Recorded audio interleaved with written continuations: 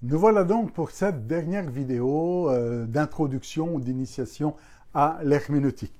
Et vous avez noté que je n'ai pas pris le schéma classique en vous prenant les grands clichés sur l'herméneutique. Je vais quand même l'introduire aujourd'hui, vite fait, avant de revenir à quelque chose qui, à mon avis, a plus de sens. Déjà, vous dire donc, quand on fait de l'herméneutique, il faut faire attention au genre du texte. Il faut faire attention au style du texte. En effet, on ne va pas interpréter un texte prophétique de la même manière qu'un texte poétique, qu'un texte narratif, qu'un texte apocalyptique, que l'évangile, ou qu'une épître. Donc chaque style littéraire, chaque genre littéraire a ses règles d'interprétation. Le plus facile peut-être à interpréter, ce sont les épîtres, parce que les épîtres sont dans un style direct, où l'apôtre Paul dit par exemple « Réjouissez-vous dans le Seigneur », je le répète, « Réjouissez-vous toujours dans le Seigneur ». Bon, cette phrase-là est assez facile à interpréter, elle nous concerne tous, et donc c'est facile à s'approprier et à l'interpréter. Par contre, ce qui est plus délicat, c'est que quand une épître donne une recommandation qui est contextuelle, qui concerne juste les gens de cette époque-là ou de ce milieu-là. Par exemple, quand l'apôtre Paul dit à Timothée « Bois un peu de vin pour ton estomac », est-ce que cette phrase s'adresse à tous les chrétiens qui devraient boire du vin pour leur estomac ou seulement à Timothée parce qu'il est dans une situation où il a des maux d'estomac et que le vin serait ici thérapeutique pour lui?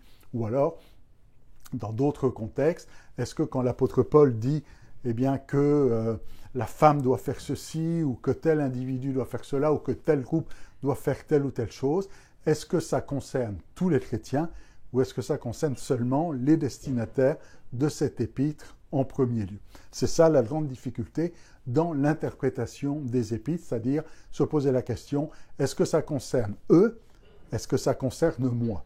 Alors, on n'est pas dans le même contexte. Maintenant, quand notre contexte est similaire et qu'on a vit à peu près la même chose, on peut s'approprier l'information qui est donnée à ceux qui sont dans le même contexte que nous. Et là, ça nécessite donc une analyse et une étude au préalable. Quand on lit un texte, prophétique, les prophéties sont un peu spéciales parce que les prophéties sont souvent à plusieurs niveaux. C'est comme s'il y a plusieurs tableaux qui se superposent. La plupart des prophéties concernent des temps d'Israël. Quand on dit à Israël qu'il va y avoir une invasion babylonienne ou qu'il va y avoir un temps de captivité, donc tout ce qui est chez Jérémie, chez Ézéchiel ou un retour, ça concerne vraiment des prophéties pour une époque particulière. Mais au travers de ces prophéties-là, il peut y avoir comme une double dimension, une prophétie qui s'accomplit à la fois pour ce temps-là et aussi pour un autre temps ou un autre moment. Et dans une même prophétie, il peut y avoir une déclaration qui est déjà accomplie et une autre qui doit s'accomplir, et c'est toute la difficulté d'interprétation des prophéties. Au niveau de l'interprétation des poésies, donc tout ce qui est poétique, que ce soit les psaumes, Cantique des Cantiques, Ecclésiaste, toutes les paroles de sagesse. Bon, il y a des choses qui sont, quand c'est un proverbe, peut-être assez facile à interpréter. D'autres, quand on est dans une forme allégorique, ça demande, tout comme en français d'ailleurs, un peu plus de travail pour être capable de comprendre et d'assimiler le sens d'un texte poétique. Au niveau des textes narratifs, un texte narratif, une histoire, l'histoire n'a pas juste pour but d'être racontée pour nous informer. Ce n'est pas juste de l'information en disant « il faut que vous sachiez ce qui s'est passé avec les rois d'Israël ou les rois de Juda ou avec les juges ou avec tel et tel patriarche ». Non, ces choses leur sont arrivées, nous dit l'apôtre Paul, pour nous servir d'exemple. Ces histoires ont un but pédagogique. On doit apprendre au travers de ces histoires. Et quand on lit le récit du déluge, c'est pour qu'il y ait une histoire qui vient, un enseignement qui va venir nous aider à mettre certaines choses en pratique dans notre vie et à comprendre ce que Dieu veut que nous comprenions. Quand on lit la tour de Babel ou quand on lit tel juge ou tel roi d'Israël ou de Juda, des fois c'est le mauvais exemple qu'il ne faut pas reproduire, des fois c'est le bon exemple qu'il faut reproduire, des fois c'est au travers de cette histoire, on apprend comment Dieu est bon, comment Dieu est compatissant, qu'il est patient, mais aussi comment eh bien, il faut veiller à notre comportement. De même, pour les Actes des Apôtres, certains vont considérer que c'est juste l'histoire de l'Église, pas du tout. Les Actes des Apôtres, c'est vraiment un livre théologique, c'est un manuel d'instruction, c'est pas juste, voilà, on va vous raconter ce qui s'est passé avec les apôtres. D'ailleurs, les Actes des Apôtres ne nous disent pas tout sur les apôtres, ne nous racontent pas ce qu'ont fait les apôtres. On sait à la rigueur ce qui s'est passé avec Jean, avec Pierre ou avec Jacques qui s'est fait couper la tête assez vite, et puis Paul. Mais concernant les autres, qu'en est-il de Matthieu? Qu'en est-il? On a bien d'autres apôtres ici dont l'histoire n'est pas racontée, parce que le but des Actes des Apôtres n'est pas de raconter l'histoire des apôtres, mais plutôt d'établir des principes théologiques pour l'Église, et qu'au travers de l'histoire, Luc utilise l'histoire pour enseigner. Quand Luc, par exemple, raconte le récit de la Pentecôte, c'est pas juste pour nous raconter ce qui s'est passé le jour de la Pentecôte, mais c'est pour montrer le modèle de la Pentecôte, un modèle qui s'est produit à Jérusalem pendant la fête de la Pentecôte, mais ce modèle-là qui va se reproduire dans la maison de Corneille, et Pierre va bien le verbaliser, ils ont vécu comme nous. Ils ont donc vécu une Pentecôte comme nous, ils ont parlé en langue. Donc ça va se reproduire chez Corneille, ça va se reproduire en Samarie, et ça va même se reproduire aux extrémités de la terre, c'est-à-dire à Éphèse, dans Acte 19. Et ce n'est pas par hasard que l'on retrouve ces 4 récits de Jérusalem, Judée, Samarie, et jusqu'aux extrémités de la terre. D'ailleurs, dans cette fameuse déclaration de Acte 1:8, vous recevrez une puissance, le Saint-Esprit survenant sur vous, et vous serez mes témoins à Jérusalem, en Judée, en Samarie et jusqu'aux extrémités de la terre. On pourrait aussi distribuer, et le grec nous permet de faire ça, de dire vous recevrez une puissance à Jérusalem et vous serez mes témoins à Jérusalem, vous recevrez une puissance à Samarie et vous serez mes témoins à Samarie, vous recevrez une puissance en Judée et vous serez mes témoins en Judée, vous recevrez une puissance aux extrémités de la terre et vous serez mes témoins aux extrémités de la terre, à savoir Éphèse ici.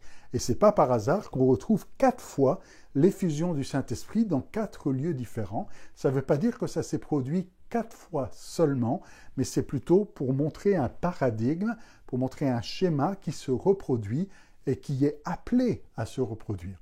Donc ce n'est pas juste une histoire, c'est un modèle. Et Luc utilise l'histoire pour nous montrer le modèle de ce que doit être, eh bien, ces effusions de l'Esprit, et que cette Pentecôte, cette effusion de l'Esprit le jour de la Pentecôte, c'est un modèle qui est appelé à se reproduire partout, Jérusalem, Samarie, Judée et jusqu'aux extrémités de la terre. Donc c'est important de bien considérer le genre littéraire et après, en fonction de cela, eh bien, se dire quel est le sens de ce passage pour moi.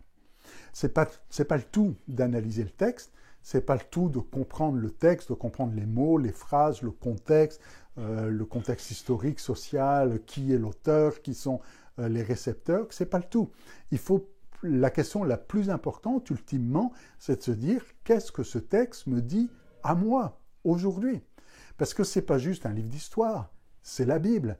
La Bible en tant que parole de Dieu, si du moins vous croyez que la Bible est la parole de Dieu. Si vous croyez que la Bible est la parole de Dieu, ça veut dire que c'est Dieu qui vous parle au travers de la Bible. Et la question, c'est qu'est-ce que Dieu me dit? Et si Dieu vous parle et que vous ne comprenez rien, vous avez besoin d'interprétation, vous avez besoin de comprendre, vous avez besoin de traduction. Et c'est important quand on lit la Bible, eh bien, de se poser la question, qu'est-ce que Dieu veut me dire au travers de ce texte? Alors avec certains textes, ça peut être assez facile. Quand Jésus dit « Je vous donne un commandement nouveau, aimez-vous les uns les autres », c'est assez facile à comprendre que ce que le Seigneur attend de nous, c'est que nous nous aimions les uns les autres, que nous aimions notre ennemi, ou ainsi de suite. Il y a d'autres passages, ça peut être plus complexe, quand on va lire un récit, une histoire, ou quand on va lire un psaume, ou quand on va dire « Mais qu'est-ce que Dieu veut me dire au travers de ce texte ?» Et là, il faut être capable d'avoir cette ouverture d'esprit et de laisser le Saint-Esprit venir nous conduire, nous aider, nous inspirer, ouvrir notre intelligence à la compréhension des Écritures, et donc pas venir avec prétention devant le texte biblique, mais avec humilité et en priant, en disant « Seigneur, aide-moi à comprendre ce que veut dire ce texte ». Et pour comprendre le sens des Écritures, il y a plusieurs questions à se poser. La première question à se poser, c'est qu'est-ce que veut dire le texte? Comprendre les mots, comprendre la phrase, comprendre le sens de chaque mot. S'il y a des mots compliqués, c'est important de le comprendre. Si on parle de propitiatoire, c'est important de savoir ce que c'est qu'un propitiatoire. Si on parle de rédemption, c'est important de savoir de quoi il est question. Donc comprendre les mots, ensuite comprendre le sens de ce passage-là dans son contexte, c'est-à-dire pour les premiers lecteurs. Si c'est une prophétie qui est adressée à Jérusalem, comment est-ce qu'ils l'ont compris quand Jérémie a dit ces mots? Ou comment est-ce qu'ils ont compris quand Ézéchiel va dire ces mots? Ou quand Ésaïe va parler de la sorte? Donc, la compréhension des premiers auditeurs ou des premiers lecteurs, et ensuite, comment est-ce que nous, aujourd'hui, nous pouvons comprendre ce texte? Généralement, il va y avoir une interprétation générale et une interprétation particulière ou contextuelle. Donc il y a certaines choses, ça concerne tout le monde. Quand Dieu dit, par exemple, eh bien, quand Jésus dit, par exemple, à la Samaritaine, que Dieu est esprit et il faut que ceux qui l'adorent en esprit et en vérité, là, on a une déclaration universelle où ça concerne tout le monde. Dieu cherche des adorateurs qui l'adorent en esprit et en vérité, et nous devons être de ce nombre-là, de ceux qui l'adorent en esprit et en vérité.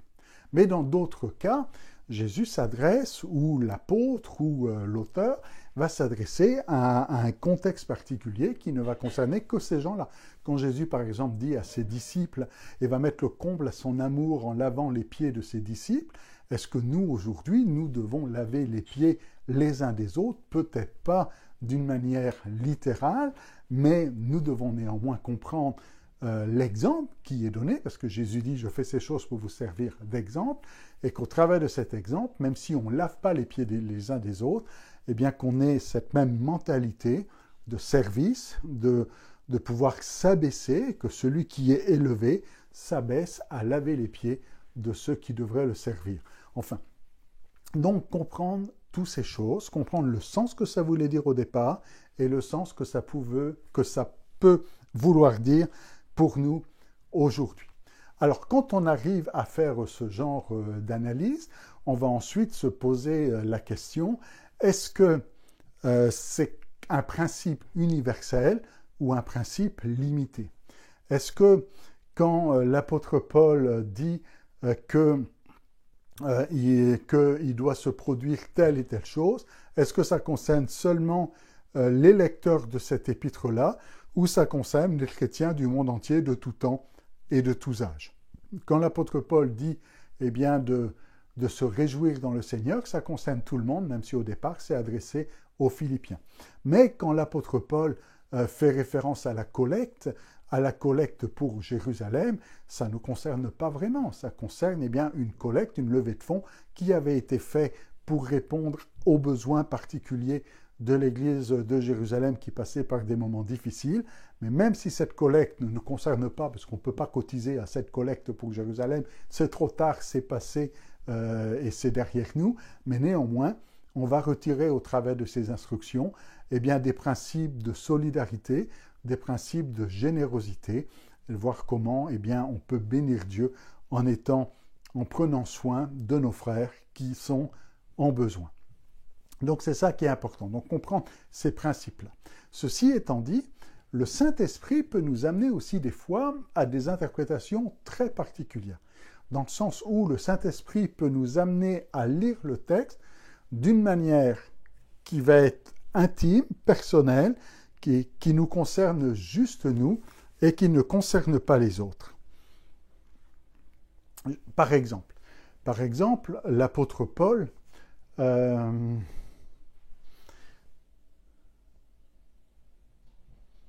D'accord, ça continue. Par exemple, quand Dieu dit à Abraham, quitte ton pays, laisse tout et va dans un pays que je te montrerai, c'est une parole qui s'adresse à Abraham. Ça ne s'adresse pas à tous les lecteurs de la Bible. Mais néanmoins, ça peut arriver que quand quelqu'un lit ce texte, le Saint-Esprit parle à son cœur et lui dit « Toi aussi, quitte ton pays et va dans ce pays que je te montrerai. Donc le Saint-Esprit peut utiliser des morceaux de l'Écriture pour une interprétation particulière qui ne concerne qu'un seul cas de figure, qu'un seul individu, qu'on ne peut pas généraliser et de dire que c'est pour tout le monde, mais c'est le Saint-Esprit qui le fait. Et ça, il a le droit de le faire. Et il le fera. Et il utilise l'Écriture pour cela.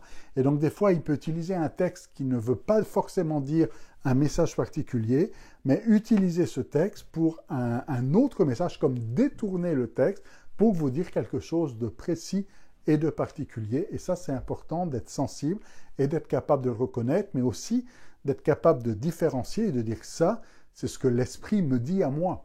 C'est pas ce que l'Esprit dit à mon voisin. C'est pas ce que l'Esprit dit à mon frère. C'est pas une interprétation pour tout le monde.